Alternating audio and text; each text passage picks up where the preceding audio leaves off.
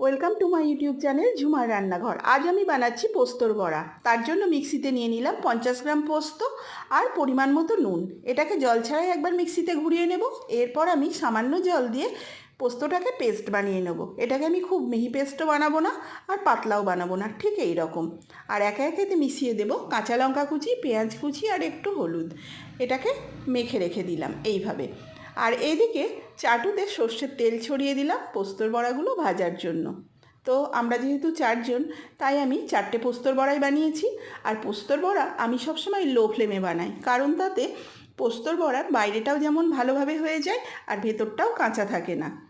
আর পোস্তর বড়াতে তেলটাও আমি একেবারে দিই না, তাতে পোস্তর বড়া ছেড়ে যাবার ভয় থাকে। যখন যেটুকুনি দরকার এইভাবে উপর থেকে ছড়িয়ে দিই, এতে পোস্তর বড়াতে তেলটা খুব সুন্দরভাবে মিশে যায়।